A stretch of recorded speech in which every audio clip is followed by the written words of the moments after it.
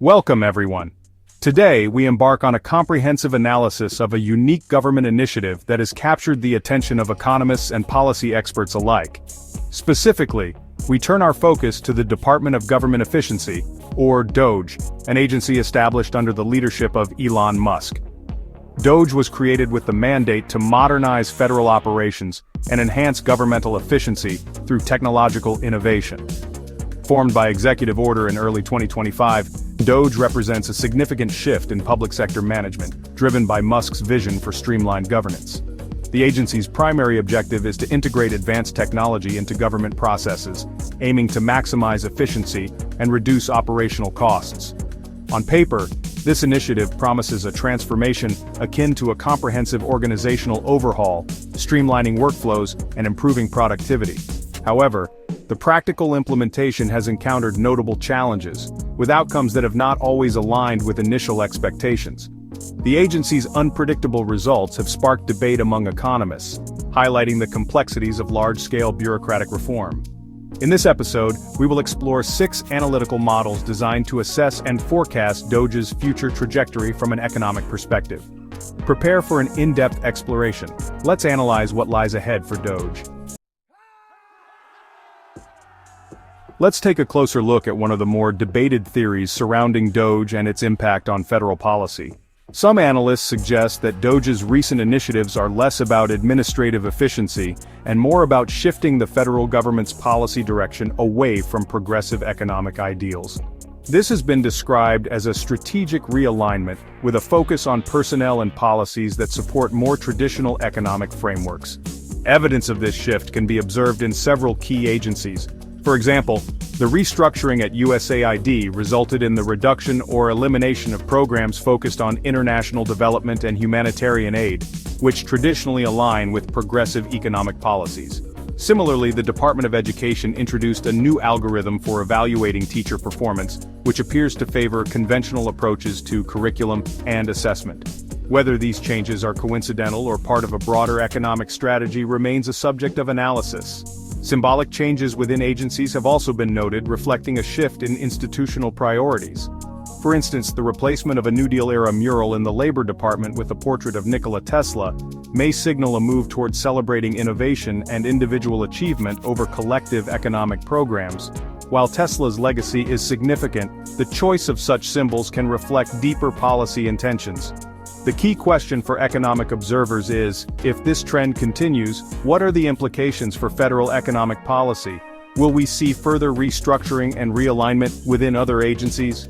Could this lead to a significant transformation of the federal workforce and its policy priorities? And more broadly, how might these changes influence the economic landscape and the role of government in innovation and public investment? At this stage, the outcomes remain uncertain, but the economic implications are worth close attention. Now, let's shift our focus to a compelling economic perspective. The idea of Dogecoin as a large-scale, publicly visible experiment in innovative management strategies, particularly those associated with Elon Musk. Elon Musk is well known for his distinctive approach to corporate leadership, emphasizing efficiency, cost reduction, and technological advancement across his companies. His management style prioritizes aggressive cost-cutting and ambitious innovation, sometimes at the expense of traditional workplace norms, as seen in projects like launching a car into space. Consider the implications if such an approach were applied to public sector management. The potential for budget optimization and technological integration could be significant. Automation could streamline government operations, potentially increasing efficiency and reducing costs. However, over-reliance on technology without adequate oversight could introduce new challenges, such as accessibility issues and system errors. Recent government technology rollouts have demonstrated both the promise and pitfalls of rapid digital transformation. For example, the IRS chatbot initiative highlighted the complexities of integrating new technologies into essential public services. Similarly, automated systems in areas like passport control have occasionally resulted in unintended consequences, underscoring the need for careful implementation.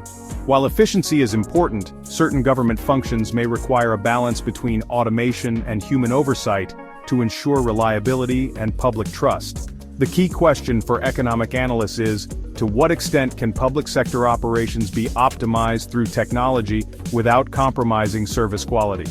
Looking ahead, could we see a future where government functions are largely managed by algorithms and automation, potentially even under the guidance of visionary leaders like Musk? And if so, how can we ensure that such systems are designed to uphold principles of fairness, transparency, and fiscal responsibility? Let's examine the strategic economic considerations behind recent government spending reforms. Some analysts suggest that DOGE's approach is not solely about efficiency or ideological motives, but rather a deliberate effort to reframe fiscal restraint as a positive, even necessary, economic policy.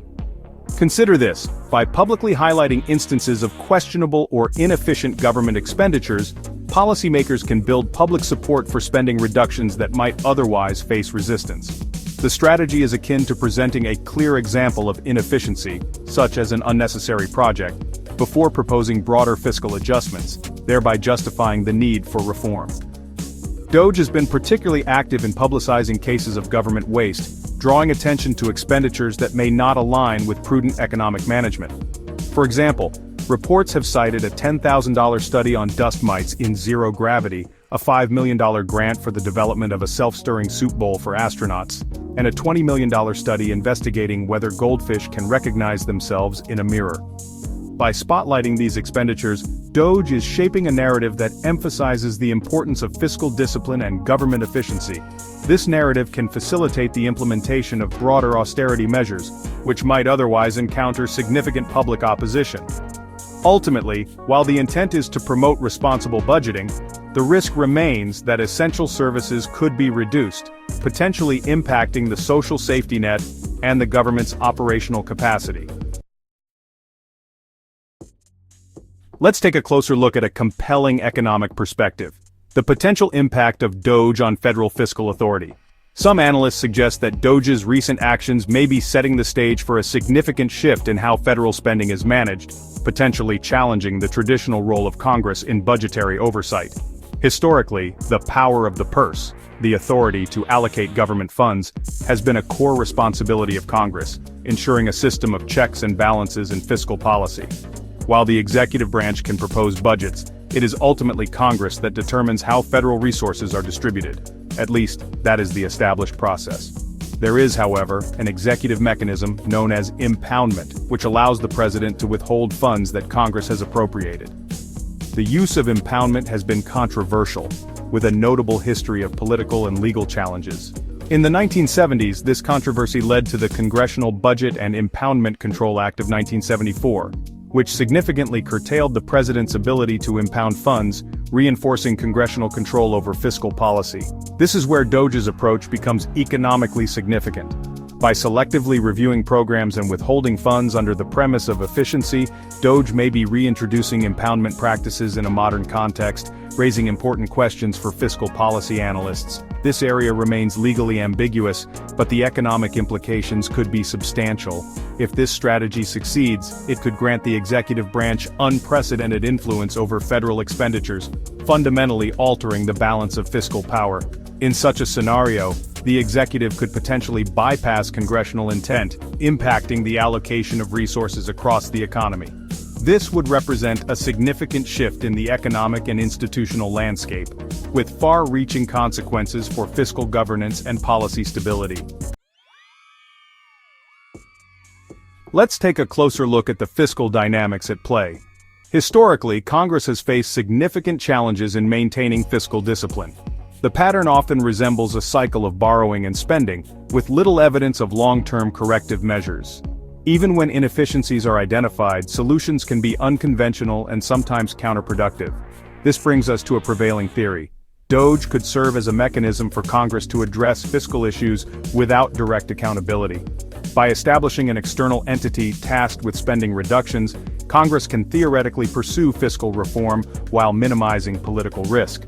This approach allows lawmakers to avoid making unpopular budgetary decisions directly, while still supporting policies such as tax cuts or discretionary spending. It also enables the continuation of projects that may not withstand rigorous economic scrutiny.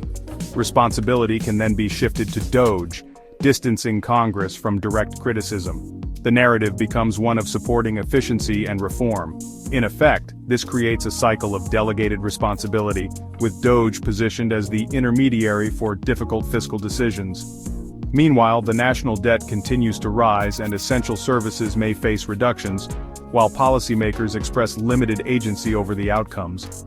The prevailing sentiment becomes one of resignation to external constraints. DOGE is now perceived as the primary driver of fiscal policy. While this theory may seem skeptical, it is not without precedent in the context of institutional behavior.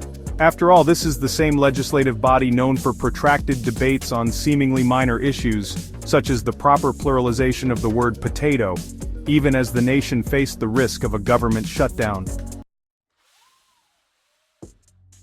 From an economic perspective, it's important to consider who stands to gain the most from DOGE's rise.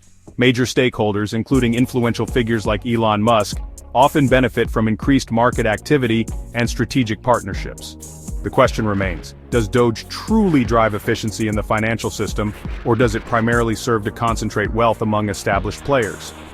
In the broader context of the American economy, these dynamics highlight ongoing debates about wealth distribution and the impact of emerging financial technologies. In summary, we've explored a range of economic perspectives on DOGE's trajectory.